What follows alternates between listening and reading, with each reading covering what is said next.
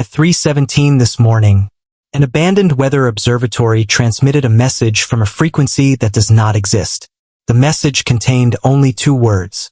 -1. 7 years ago, the archive was erased from history. Tonight, something inside it remembered. For more than 3 decades, the Oversight Committee believed every impossible discovery belonged to the archive.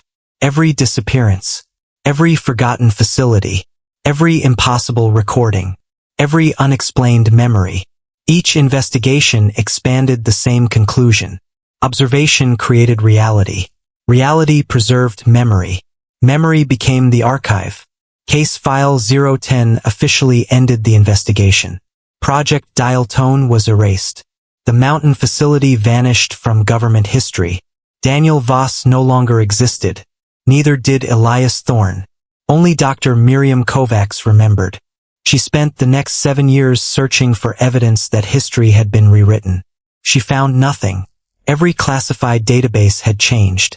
Every physical report had disappeared.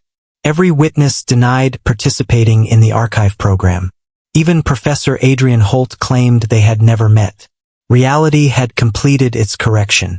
Or so it appeared. On October 14th, exactly 7 years after Case File 010 closed, the abandoned weather observatory overlooking Black Ridge transmitted an emergency signal. The building had been empty since 1998. There was no electricity, no active equipment, no maintenance record.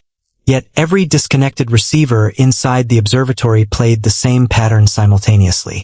3 knocks, a pause, then -1. The transmission repeated every 17 seconds. No radio frequency carried it. No satellite detected it. No instrument could explain where it came from. Dr. Miriam Kovacs arrived before dawn. She carried only a flashlight, a notebook, and an analog compass. No cameras, no computers, no recording devices. She refused to give the archive another witness. The front door stood open. Fresh footprints covered the dust. One set entered. None returned. Inside, everything remained untouched. Old weather charts covered the walls. Coffee cups rested exactly where their owners had abandoned them decades earlier. Mechanical clocks had all stopped. Every one displayed the same impossible time. 3:17 a.m. Then she heard a voice. I remembered. Professor Adrian Holt stood near the central control desk. He looked older. His shoulders had become heavier. But his eyes recognized Dr. Kovacs immediately. She stared at him. How? Holt answered quietly. I stopped trying to forget. Neither spoke again. Both understood the cost of memory. At the center of the room rested an old cathode ray television. Its screen showed nothing except drifting static. No cables connected it. No power reached it. Yet the image remained perfectly stable. Across the glass, green letters slowly appeared. Not reflected. Written. Case -1. Holt unfolded a brittle sheet of paper from inside his coat. I found this yesterday. The paper looked centuries old. Across its surface, only one sentence remained readable. The archive was never the first to remember. Before Kovacs could respond, the television emitted a low mechanical click. The static disappeared. A grainy black and white recording began. An underground chamber emerged from darkness. Stone walls, ancient carvings, hundreds of empty wooden chairs. Every chair faced a massive unfinished circle carved into the floor. Then, for exactly one frame, something moved inside the opening. Not entering, not escaping, watching. The screen went black. 3 knocks came from the television. Slow, measured, patient. The third knock continued echoing through the observatory. It did not sound like metal striking glass. It sounded courteous, as though something beyond the recording understood that someone was finally watching. Kovacs stepped closer. Holt reached toward her. Don't. She stopped. The static returned. Then the picture sharpened. The same chamber appeared again. But now the camera showed farther into the darkness. There were not hundreds of chairs. There were thousands. Perfect circles stretched beyond the limits of the recording. Every chair was occupied. Not by people, by silhouettes darker than the darkness around them. None possessed faces. None moved. Yet Kovacs felt an impossible certainty. Every shadow had turned toward them. The recording contained no sound. Still, the observatory filled with the scrape of wood against stone. One chair, then another, then dozens. None moved on the screen. The noise came from somewhere behind them. Neither investigator turned. They remembered the final lesson of Project Dial Tone. Some observations demanded witnesses. Others demanded restraint. The picture flickered. The unfinished circle filled the display. Its narrow opening seemed smaller than before. Not because the carving had changed. Because something inside the gap had moved closer. Green text appeared beneath the image. Do not complete what was left open. Holt removed his glasses. His hands trembled. I've seen those words before. When? He closed his eyes. January 1993. Kovacs stared at him. You were there. I don't remember being there. That isn't what I asked. Holt looked at the screen. I think someone erased the memory. A rusted filing cabinet suddenly rattled against the far wall. Its locked drawers burst open. Yellowed folders spilled across the floor. Every folder carried the same faded classification. Case -1. None appeared in government records. None matched official filing systems. The paper itself felt strangely warm. Kovacs opened the first folder. Every page was blank. Until she looked away. When she looked back, words had appeared. The first witness left no record.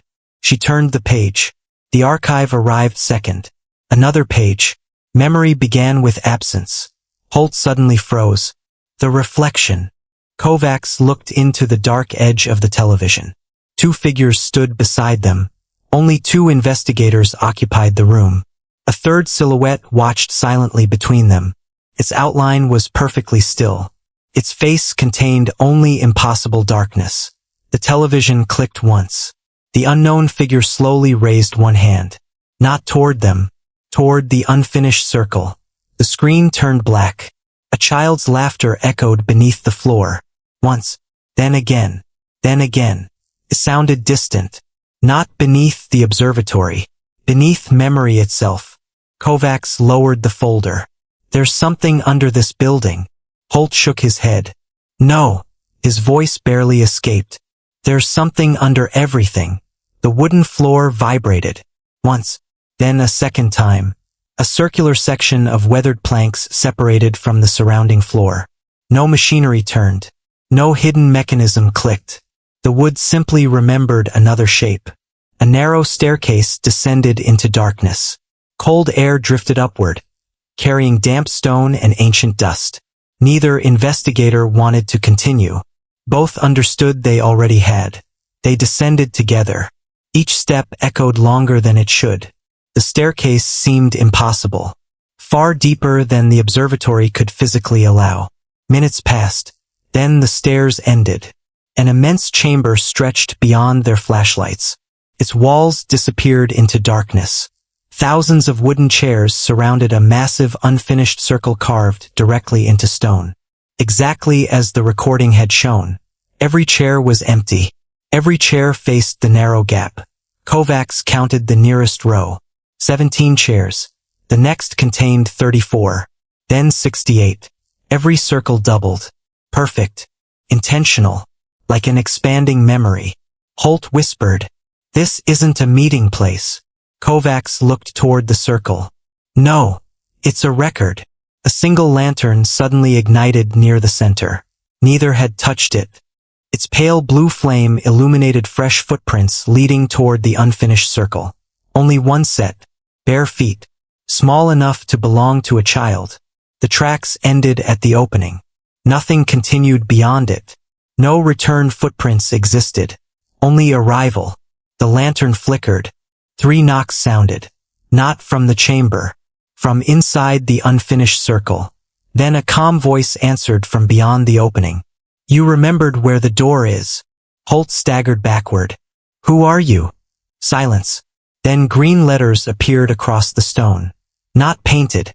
Not carved. Growing from the rock like living fossils. The archive could never remember my name. Another sentence formed beneath it. It remembered only the space I left behind. The lantern extinguished. Darkness swallowed the chamber. A deep vibration spread through the stone. It was not 18.2 hertz. For the first time, Kovacs understood that 18.2 had never been the source. It had been a warning, a boundary. Something older was moving beneath it. The unfinished circle began glowing with faint blue light. Reality around its edges bent inward. The gap widened by only a fraction. Yet every wall inside the chamber appeared farther away. The air felt impossibly larger. A pale human hand emerged from the opening. The skin looked ordinary, warm, alive, except it cast no shadow. It reached outward without fear, not trying to escape, trying to understand touch. A child's voice echoed from every direction. Close the circle. Kovacs stepped backward. Then another voice interrupted. Ancient, urgent, filled with absolute terror. Do not let it remember. The hand froze. The blue light dimmed. The opening stopped widening. Silence returned. The shadowless hand slowly withdrew. The gap remained unfinished. Holt stared into it. The archive wasn't protecting humanity. Kovacs looked at him. What was it protecting? He answered. This moment. The lantern reignited. This pale flame burned without heat. Words appeared across the stone. The first absence was never destroyed. Another line appeared. It was deliberately forgotten. Then, the archive was created to remember what could not return. Neither investigator understood. Not completely, but both felt the same realization. Everything humanity had called the archive had been misidentified. The recordings, the disappearances, the signals, the missing researchers, Project Dial Tone, the 3:17 a.m. events. For 7 years, Kovacs had believed the erasure was the enemy. Now she understood the opposite. The disappearance of records had been containment. Forgotten names were not casualties of the archive. They were barriers. Every recovered memory weakened something that had been left incomplete. And beneath Black Ridge, the missing memory was waiting for someone to restore it. The observatory was not calling her to investigate. It was calling her because the lock had recognized the one who remembered it. They had never been searching for an intelligence beneath reality. They had been maintaining a lock. A slow vibration filled the chamber. Not frightening, mournful, as though something immeasurably old had sighed after waiting beyond countless civilizations. The unfinished circle shimmered. Inside the narrow opening, an eye opened. It did not resemble a human eye, nor an animal's. It reflected no light, contained no pupil, simply observed. For one impossible instant, Kovacs remembered cities that had disappeared before language, mountains that no longer existed, faces erased from every memory except her own. She saw Daniel Voss. She saw Elias Thorne. She saw dozens of people whose names had never entered a record. Then she saw something worse. She saw the archive before the archive existed. A circle, an empty chair, a witness kneeling beside it, and something waiting on the other side. The vision ended. The eye closed. The gap remained unfinished. Holt slowly exhaled. We were never supposed to find this. Kovacs nodded. No, we were only supposed to remember enough. She finished the sentence. To never finish the circle. The chamber began dissolving. Stone walls faded into darkness. The endless rows of chairs disappeared one by one. The blue lantern extinguished. Moments later, they stood inside the abandoned observatory. Morning sunlight streamed through broken windows. The television had shattered completely. The filing cabinet stood empty. The staircase beneath the floor had vanished. Nothing remained, except a single leather journal resting on the control desk. Kovacs opened it. Every page was blank. Until the final sheet. Fresh words appeared beneath her hands. Case File 011. The thing the archive could not remember. Status. Active. Another sentence formed. The lock remains closed. The page turned by itself. A new file began appearing. Case File 012. The last memory before morning. The cursor blinked exactly 17 times. Then the final warning appeared. If you ever remember the missing circle, do not complete it. The journal closed. Somewhere beyond the silence, 3 patient knocks echoed once more. Not beneath the observatory. Not beneath the mountain. From somewhere impossibly close. Behind the observer. The final page reopened. One last sentence appeared. Case -1 remains unremembered. The ink stopped. Then, record updated. Observation continues.